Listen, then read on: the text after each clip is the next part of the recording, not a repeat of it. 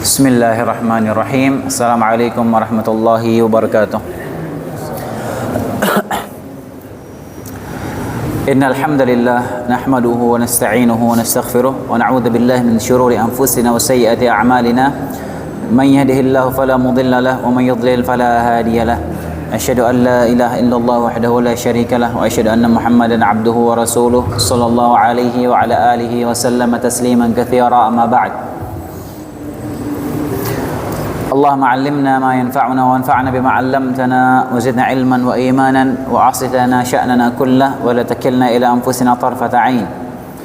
Hadirin rahimani wa rahimakumullah. Kita lanjutkan pelajaran kita tentang rukun iman, dan kita masih pembahasan tentang rukun iman yang kelima, dan kita masih membahas tentang al-hisab. Dan pada pertemuan yang lalu kita sudah membahas beberapa kaidah yang terkait dengan hisab nanti. Di antaranya sudah kita bahas, yaitu bahwasanya Allah Subhanahu wa taala dalam hisab tidak akan menzalimi hambanya sedikit pun.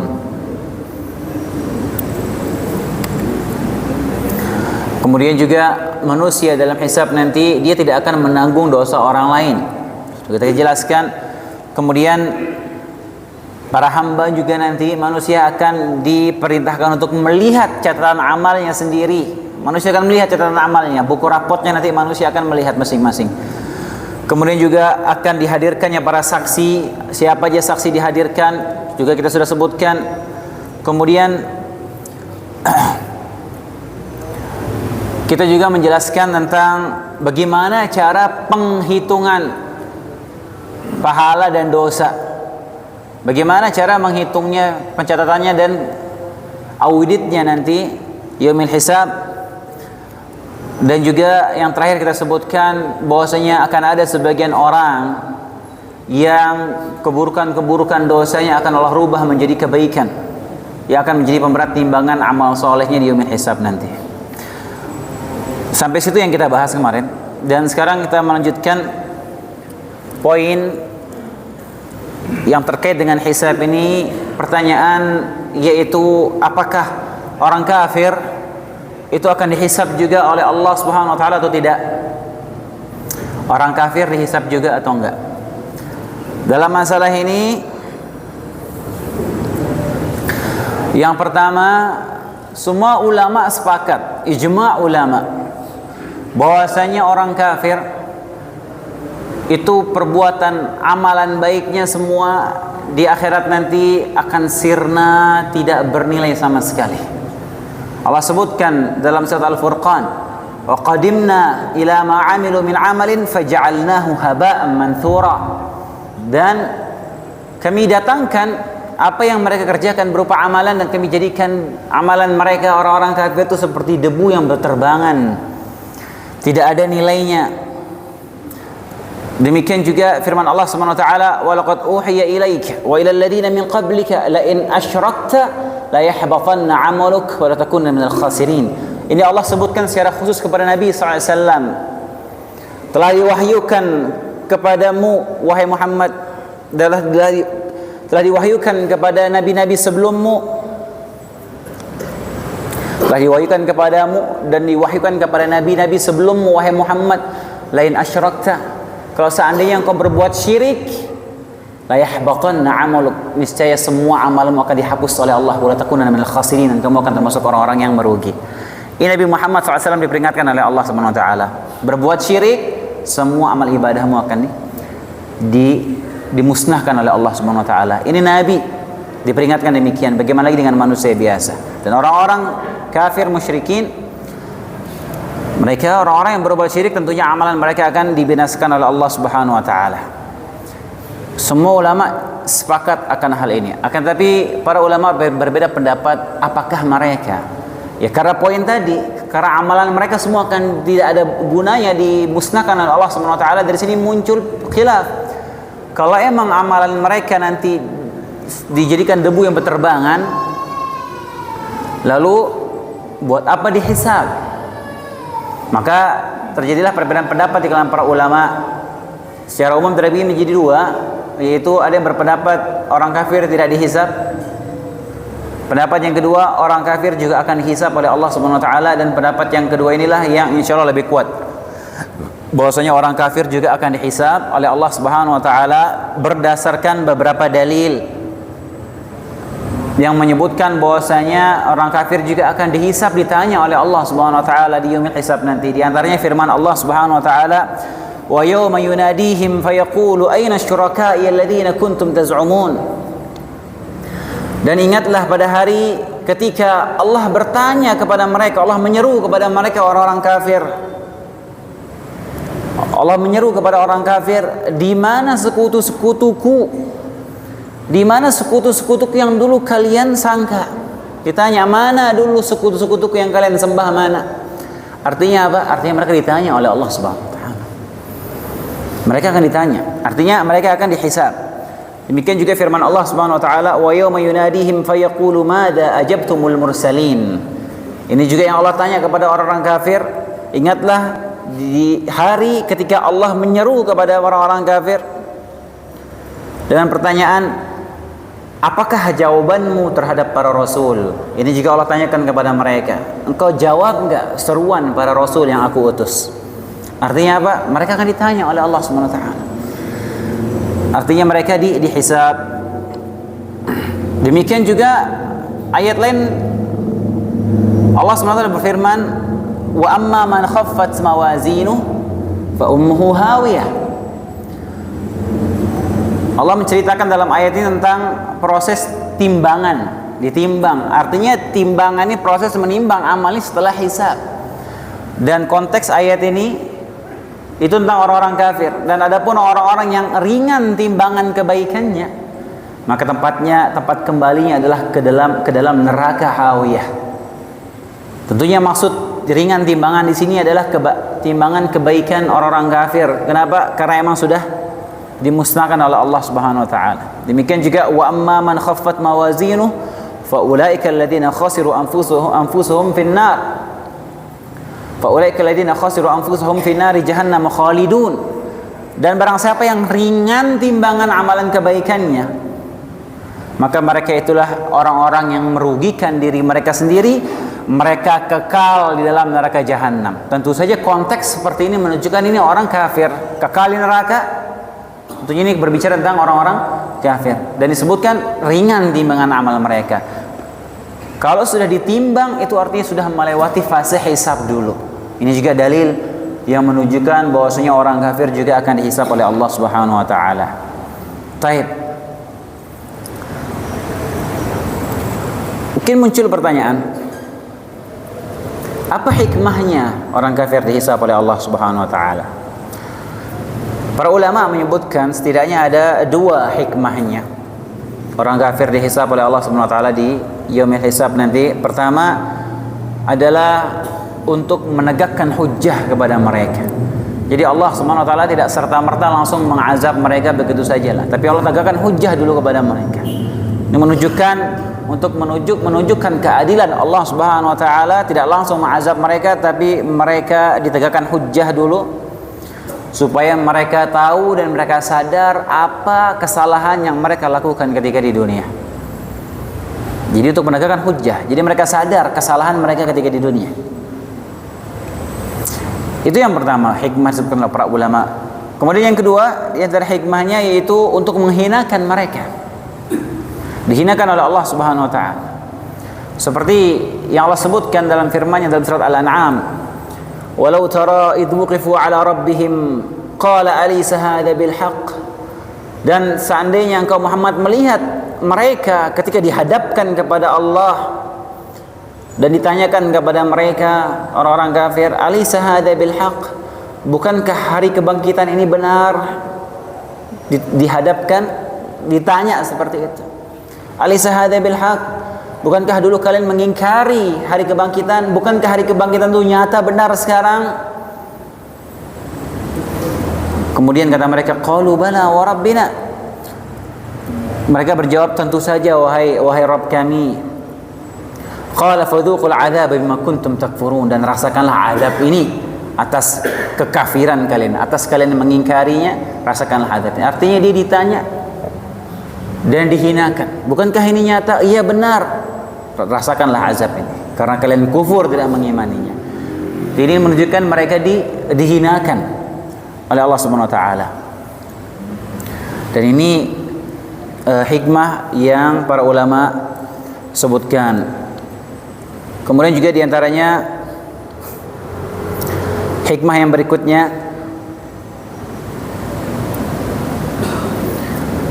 kenapa orang-orang kafir itu dihisab, yaitu hikmahnya yang ketiga, karena orang-orang kafir itu bertingkat-tingkat kekufurannya.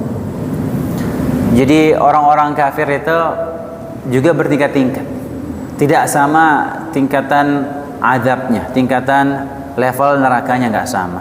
Ini juga menunjukkan betapa adilnya Allah Subhanahu wa taala. Orang kafir yang biasa, ya orang baik, non muslim, masa sama Firaun nerakanya? Ya kan nggak mungkin. Nah, ini menunjukkan orang kafir juga bertingkat-tingkat. Dan ini juga hikmahnya kenapa adanya hisab nanti bagi mereka. Jadi semakin parah kekufuran dan semakin banyak dosanya orang kafir, tentunya akan nerakanya akan semakin dalam, akan semakin bawah. Allah SWT berfirman, "Walikullin darajatun mimma 'amilu."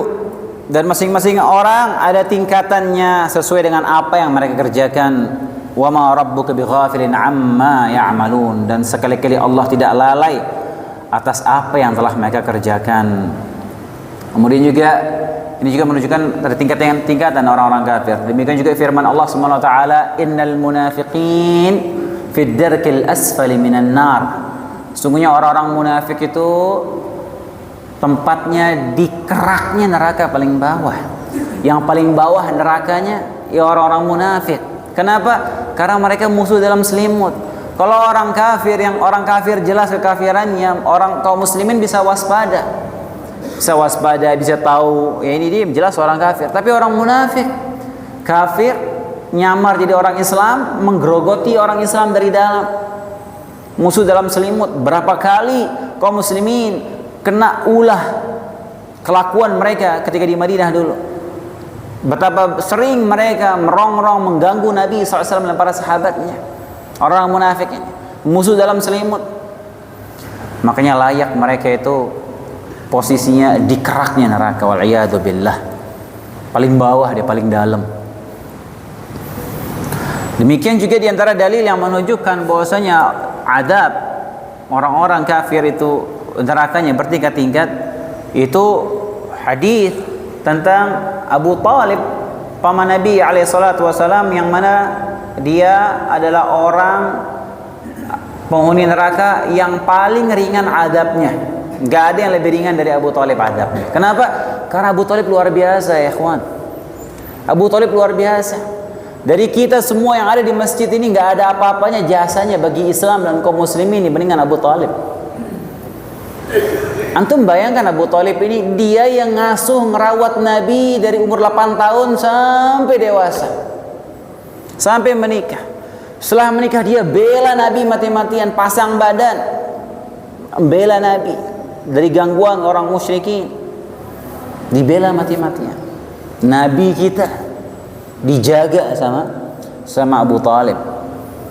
Luar biasa jasanya. Kurang baik apa Abu Talib bagi Islam dan kaum muslimin? Hanya saja dia tidak mengucapkan 2 kalimat syahadat. Di akhir hayat Nabi sudah berusaha agar dia mengucapkan kalimat syahadat. Makanya ketika Abu Talib meninggal dalam kondisi masih musyrik, belum masuk Islam, Nabi itu sedih luar biasa, sedihnya Nabi SAW. Kenapa Abu Talib, dan Nabi sangat sayang sama dia. Abu Talib ini dia susah, miskin, tapi dia rela nanggung lagi Rasulullah SAW hidup di rumahnya. Makanya setelah Nabi SAW menikah dengan Khadijah, sudah tinggal sendiri, sudah bisa hidup sendiri, dia tahu Abu Talib ini susah orangnya, maka dia ambil Ali bin Abi Talib untuk tinggal sama Nabi, supaya untuk meringankan bebannya Abu Talib ini. Ali diambil tinggal dari kecil, Ali tinggal sama Nabi SAW. tapi dia tidak mengucapkan dua kalimat syahadat, percuma. Mau sebaik apapun, tidak masuk fi dinillah, maka akan sia-sia semuanya. Nabi SAW menyebutkan, huwa fi dahdahin min nar, walaula ana lakana fi darkil asfali minan nar. Abu Talib di dahdah, di emperan neraka. Kalau bukan karena syafaatku, dia akan berada di neraka paling bawah. Dahdah itu seperti kalau ada air yang sedikit, air ya, genangan air dikit yang kalau kita injak itu air itu nggak nyampe mata kaki kita. Itu dahdah bahasa Arabnya. Nah, Abu Talib cuma disuruh berdiri di situ. Dalam hadis lain disebutkan, ahwanu ahli nari adaban Abu Talib. Manusia yang paling ringan adabnya di neraka adalah Abu Talib. Wahwa munta'ilun bina'laini yaghli minhuma dimaghuhu. Dia dipakaikan sendal dari api neraka yang dengan sendal itu mendidih dia punya otaknya. Itu adab yang paling ringan di neraka. Wal'iyadu billah. Itu yang paling ringan itu, adab di neraka. Dan dalam keadaan hidup nggak ada orang mati di neraka, itu nggak ada. Yang paling ringan aja untuk membayangkan kakinya kebakar, itu panasnya mungkin sudah menghancurkan tulang-tulangnya, syaraf-syarafnya, ususnya, paru-parunya, sampai membuat otaknya mendidih dalam keadaan hidup. Seperti itu selamanya. Wa'iyadu billah.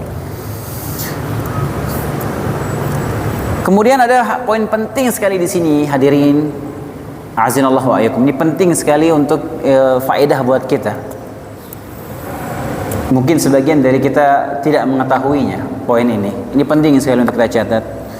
Bahwasanya orang kafir itu juga mendapatkan beban syariat sebagaimana kita kaum muslimin. Kita kaum muslimin dapat beban syariat. Kita dibebankan syariat, kita disuruh salat, kita disuruh puasa, kita disuruh mengeluarkan zakat, dan beban-beban syariat yang lainnya. Itu beban syariat bagi kita kaum muslimin. Setelah kita balik, kita akan mendapatkan beban syariat yang harus kita jalankan sebagai orang yang beriman. Orang kafir juga mendapatkan beban syariat yang sama. Hanya saja untuk menjalankan beban syariat itu dia harus mengikrarkan dua kalimat syahadat dulu. Harus. Kalau dia menjalankan beban syariat itu belum mengucapkan dua kalimat syahadat, percuma juga, sia-sia. Jadi semakin dia melewati hidup dengan meninggalkan beban-beban syariat ini, tentunya apa? Tentunya dosanya akan semakin banyak. Dalilnya apa? Dalilnya firman Allah Subhanahu wa taala dalam surat Al-Muddatsir. Perhatikan firman Allah ini. Kata Allah Subhanahu wa taala, "Ma salakakum fi saqar?" Apa yang menjadikanmu masuk dalam neraka saqar? Qalu lam nakum minal musallin. Mereka berkata, kami dulu tidak termasuk orang-orang yang melaksanakan salat. Walam naku nut'imul miskin, dan kami dulu tidak memberikan makan kepada orang miskin. Wa kunna nakhudhu ma'al khaidin, dan kami dulu ikut berbincang-bincang untuk tujuan yang batil bersama orang-orang yang membicarakannya. Wa kunna nukadzibu biyaumiddin, dan kami mengingkari hari kebangkitan. Hatta atana al-yaqin, sampai kami meninggal dunia. Ya Allah sebutkan, dia meninggal, dia enggak salat, dia enggak bayar zakat, dia berbicara hal yang batil, dan mereka tidak mengimani hari kebangkitan. Orang yang tidak mengimani hari kebangkitan jelas orang kafir, hadirin. Di antaranya yang menyebabkan orang-orang kafir karena mereka mengingkari hari kebangkitan. Ini konteks berbicara tentang orang kafir. Tapi Allah sebutkan apa? Mereka enggak salat, mereka enggak mengeluarkan zakat, dan seterusnya. Artinya apa? Mereka juga mendapatkan beban syariat sama seperti kita. Makanya kalau ada orang nanya, Ustaz, kalau bulan puasa, bulan Ramadan, saya punya warung, Ustaz. Ramadan saya buka, tapi untuk pelanggan-pelanggan saya orang kafir, kalau makan siang boleh enggak? Boleh enggak? Boleh enggak, hadirin? Jawabannya enggak boleh. Tidak boleh. Wala hatta, ini khusus buat orang kafir, enggak boleh. Karena mereka juga dapat beban syariat yang sama seperti kita. Kalau kita kasih mereka makan di siang Ramadan, ikut kena dosa gitu. Ini poin penting sekali yang mungkin banyak orang yang belum fahami ini. Dalil lainnya, Allah SWT berfirman, "Wa wailul lil musyrikin," dan celaka bagi orang-orang musyrik, alladzina la yu'tuna az-zakah. Orang musyrik celaka mereka kenapa? Karena mereka tidak mengeluarkan zakat. wa hum bil akhirati hum kafirun, dan mereka kafir, mereka kufur, mengingkari hari kebangkitan. Coba lihat. Nah, ini Allah berbicara tentang orang-orang musyrik yang jelas sudah jelas kekafirannya. Orang-orang musyrik yang sudah jelas kekafirannya, yang mereka mengingkari hari kebangkitan. Allah sebutkan apa? Mereka celaka kenapa? Karena mereka nggak bayar zakat. Coba. Artinya apa? Mereka juga terkena beban syariat sama seperti kita. Bisa dimengerti hadirin? Bisa difahami insyaallah? Nah, ragu nih antum paham atau tidak. Tapi ala kulli hal begitu sudah intinya. Jadi dua ayat ini menjelaskan bahwasanya orang-orang kafir juga dibebankan beban syariat sama seperti kita. Karenanya orang kafir itu bukan sekedar diazab karena kekafiran mereka juga, tapi karena mereka diazab juga karena meninggalkan beban syariat yang mereka dibebankan juga sama seperti kita. Mereka nggak sholat, mereka nggak bayar zakat, akan dihisab, akan mendapatkan hukumannya dari semua yang mereka tinggalkan itu. Semoga bisa dipahami. Taib. Kemudian yang berikutnya hadirin azinallahu wa iyyakum. Berikutnya, apa saja yang akan dihisab dari seorang hamba di yaumil hisab nanti? Secara umum yang akan dihisab oleh Allah Subhanahu wa taala ada dua. Yaitu dihisab amal perbuatan. Amal perbuatan kita akan hisab semuanya oleh Allah Subhanahu wa taala. Kemudian yang kedua, nikmat-nikmat yang kita dapatkan semua akan ditanya, dihisab oleh Allah Subhanahu wa taala. Perhatikan dua poin ini. Jadi amal perbuatan kita akan dihisab, diaudit oleh Allah Subhanahu wa taala. Kemudian juga nikmat yang Allah dah berikan kepada kita akan ditanya oleh Allah Subhanahu wa taala. Yang pertama tentang amal perbuatan. Allah Subhanahu wa taala berfirman, "Fa wa rabbika lanas'alannahum ajma'in amma kanu ya'malun." Dalam surat Al-Hijr Allah SWT berfirman, maka demi Rabbmu, Allah bersumpah, demi Rabbmu kami pasti akan bertanya kepada mereka semua tentang apa yang telah mereka kerjakan dahulu. Pasti Allah akan tanya. Allah sebutkan apa yang dikerjakan dulu, Allah akan tanya nanti di yaumil hisab. Itu secara umum. Semua amalan akan dihisab. Kemudian ada beberapa dalil yang menunjukkan berapa poin-poin amalan-amalan yang rinci yang Allah akan tanyakan secara khusus dari amalan-amalan perbuatan kita. Yang pertama, Allah akan tanya tentang kesyirikan. Sebagaimana firman Allah Subhanahu wa taala, "Wa yawma yunadihim fayaqulu ayna syuraka'i alladziina kuntum taz'umun." Jadi kita sebutkan ayatnya, dikatakan Allah menyeru kepada mereka, "Mana sekutu-sekutuku yang dulu kalian sangka berbuat syirik kepada Allah?" Akan ditanya, "Mana mereka yang kalian menyekutukanku? Mana mereka sekarang?" Ditanya oleh Allah tentang kesyirikan. Kemudian juga yang akan Allah tanya tentang amalan kita, yaitu masalah janji. Janji, hati-hati. Entah dia janji kepada Allah atau dia janji antar sesama manusia, akan Allah tanya hari kiamat nanti. Makanya hati-hati hadirin, jangan asal ngumbar janji. Oh nanti begini, oh ya nanti gampang, nanti kita ini insya Allah tenang aman. Oh nanti kita begini, oh ya nanti. Terlalu gampang ngumbar-ngumbar janji. Apalagi zaman-zaman sekarang nih.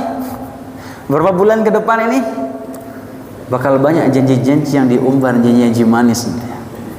Hati-hati. Ya luar biasa ya. Kita janji antar sama manusia, antar dua orang secara personal saja akan ditanya oleh Allah SWT. Apalagi janjinya di depan ribuan orang. Hati-hati. Allah SWT berfirman, "Wa aufu bil ahdi innal ahda kana mas'ula." Dan penuhilah janji, karena janji itu pasti akan diminta pertanggungjawabannya oleh Allah Subhanahu wa taala. Akan ditanya pada yaumil hisab.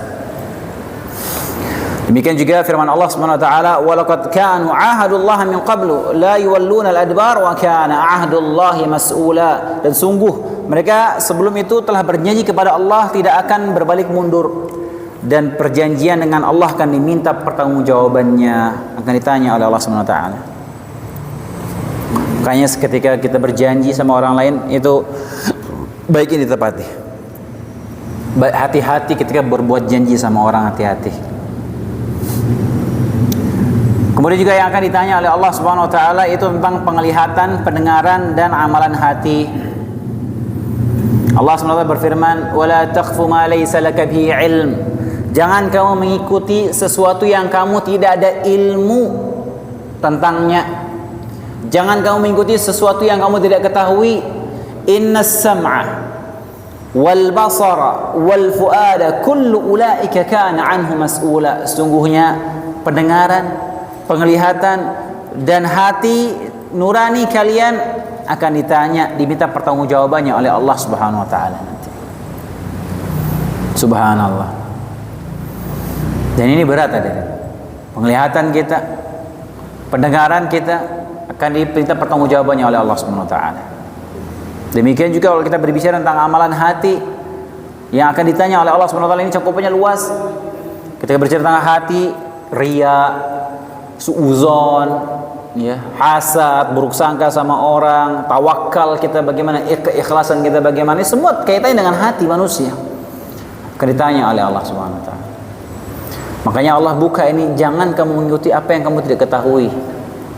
Jangan kita ngomong atau melakukan sesuatu yang kita tidak memiliki, kita tidak ketahui, tidak memiliki ilmu tentang hal tersebut. Kenapa? Karena akan diminta pertanggungjawabannya Allah Subhanahu wa taala. Intinya semua amalan-amalan kita akan ditanya oleh Allah Subhanahu wa taala.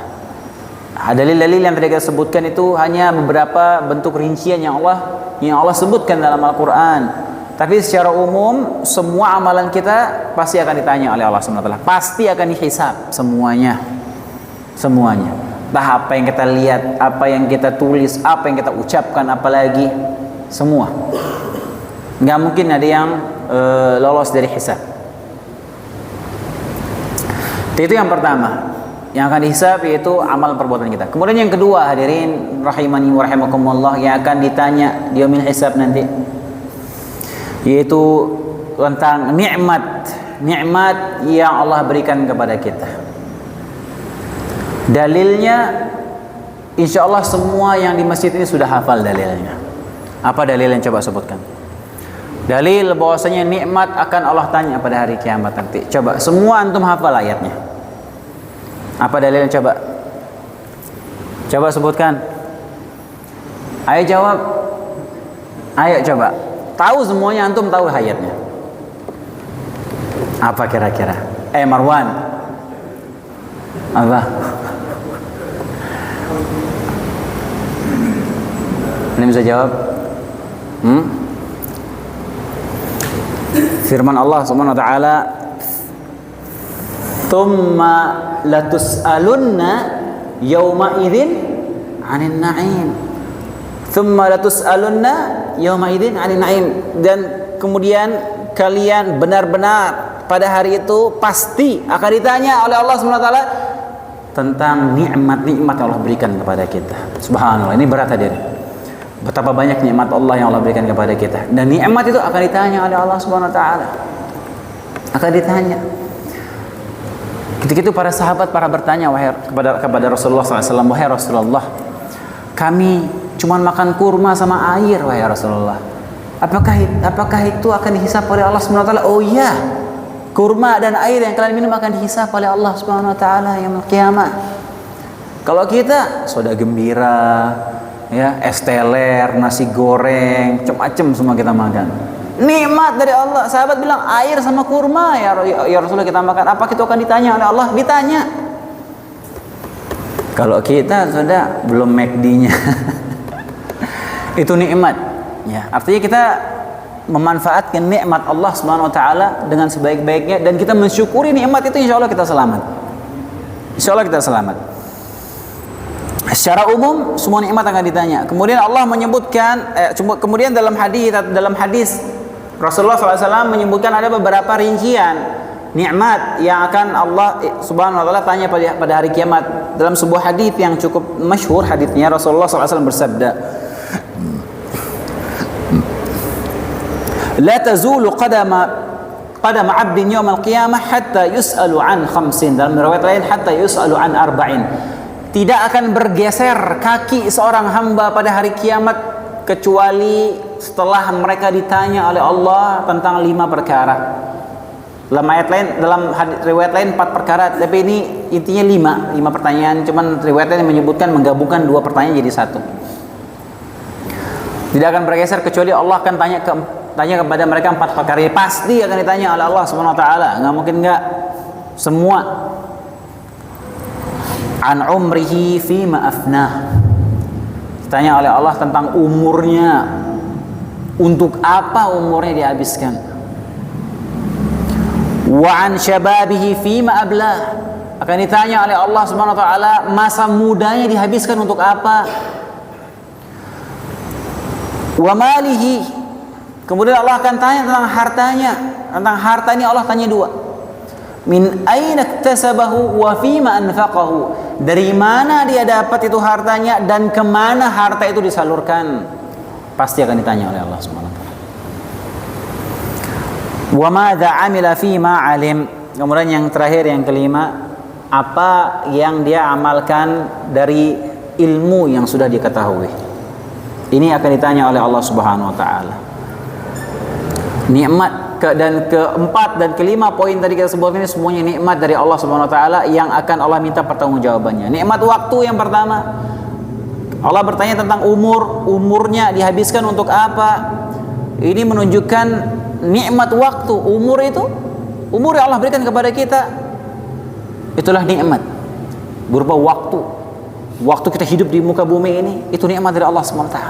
Umur kita itu nikmat. Itu kan ditanya, dihabiskan untuk apa umurnya? Apakah umurnya dikasih oleh Allah SWT 50, 60, 70 tahun habis buat ngejar dunia aja?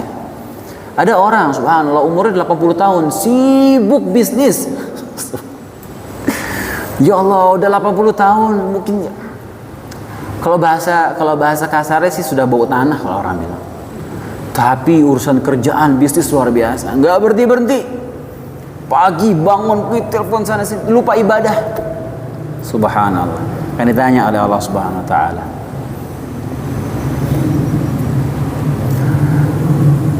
Nabi SAW bersabda, ni'matan maghbunun fihima katsirun minan nas, as-sihat wal faragh. Ada 2 nikmat yang manusia itu banyak lalai.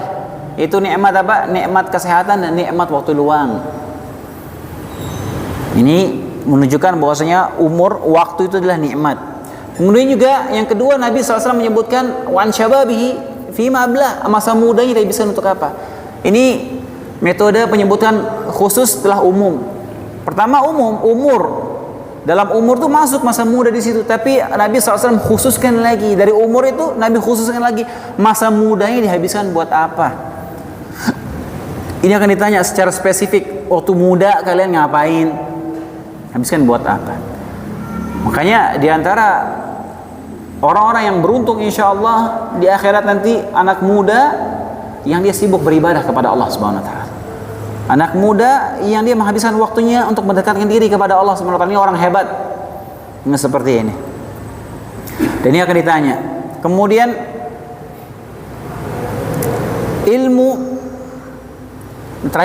yang terakhir di hadis tersebut sebutkan ilmunya diamalkan atau tidak, ini juga penting. Ya, ilmu itu yang kita tuntut, yang kita dapatkan bukan cuma sekedar koleksi, bukan buat koleksi ilmu itu, tapi untuk diamalkan. Bukan cuma sekedar wawasan, tapi untuk diamalkan ilmu itu. Harus diamalkan semaksimal yang kita bisa, semampunya. Ya, kalau orang dia menuntut ilmu luar biasa, ilmu tapi nggak ada yang diamalin satu-satu, ini bisa jadi bumerang bagi dia di hari kiamat nanti. Dengan mendapatkan ilmu, kita berusaha untuk mengamalkan semaksimal mungkin. Kemudian juga nikmat harta. Ini juga akan ditanya oleh Allah Subhanahu wa taala, dari mana dia peroleh harta itu dan kemana dihabiskan. Jadi ini 2 yang akan ditanya tentang harta. Sumber harta manusia yang didapatkan oleh manusia itu tidak keluar dari 2 opsi sudah. Antara harta tersebut harta halal atau harta haram. Nggak ada yang opsi ketiga sudah, antara halal sama haram. Ini yang pertama ditanya, dari mana dapat itu harta? Dan dari mana dapat harta ini cuma ada 2 pilihan, antara itu harta halal atau itu harta haram. Baru pertanyaan pertama ini saja sudah banyak akan membinasakan manusia di yaumil qiyamah nanti hadirin. Dari mana dapat harta itu mungkin sudah banyak membinasakan manusia. Betapa banyak orang menyepelekan sekali masalah dia mengambil harta orang, nipu, berdusta, manipulasi, apalagi sampai dia berbisnis haram, jelas-jelas yang haram. Jangan kira dia akan selamat di hari kiamat nanti. Aliyadzubillah. Ini pertanyaan pertamanya, dari mana dapat? Sudah banyak orang gagal di sini nanti. Kemudian yang kedua, kalau dia berhasil lolos, dia dapat harta itu halal, selamat dia dari pertanyaan pertama. Ini harta saya dapatkan dengan cara yang halal. Pertanyaan kedua, kemana harta itu diinfakkan? Kemana harta itu dikeluarkan? Untuk bermewah-mewahan, untuk berfoya-foya, untuk membangga-banggakan diri, untuk menyombongkan diri, atau disalurkan harta itu di jalan Allah Subhanahu wa taala untuk beribadah kepada Allah, untuk bantu dakwah. Itu akan ditanya oleh Allah Subhanahu wa taala. Ini juga pernah kita singgung ketika kita bahas masalah harta, ya, orang-orang yang koleksi tas harga ratusan juta, jangan kira dia akan lolos dari hisab. Pasti akan ditanya, ngapain itu beli tas harga ratusan juta? Subhanallah. Di rumah tinggal cuman bertiga, berempat, mobilnya 6 mobil. Jangan kira nggak ditanya oleh Allah Subhanahu wa taala. Kan ditanya.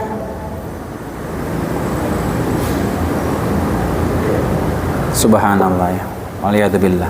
Makanya Nabi menyebutkan orang miskin itu masuk surganya 500 tahun lebih dulu dari orang kaya. Kenapa? Karena orang yang banyak uang, banyak harta, lama hisabnya, lama diaudit oleh Allah Subhanahu wa taala. Tapi ingat, perlu digarisbawahi, bukan berarti orang yang banyak harta itu hina, la.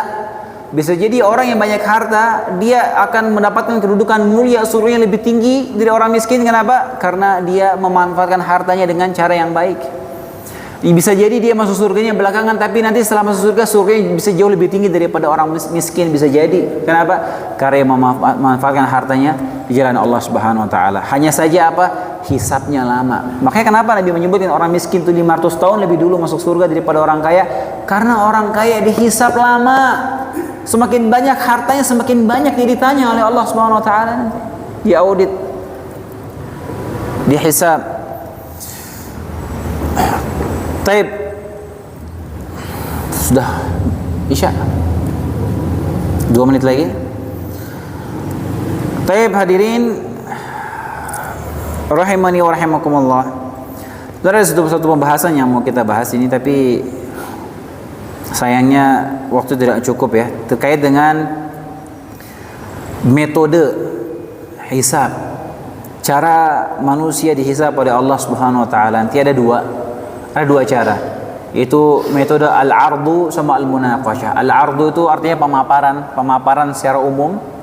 Al-munaqasyah itu dia akan dihisab, ditanya detail, rinci, nggak ada yang lolos. Ternyata kita mau bahas sekarang, tapi qadarullah waktu nggak cukup. Insyaallah kita lanjutkan pada pertemuan pekan depan. Kita tutup dengan doa kafaratul majlis. Subhanakallahumma bihamdika asyhadu an la ilaha illa anta astaghfiruka wa atubu ilaik. Assalamualaikum warahmatullahi wabarakatuh.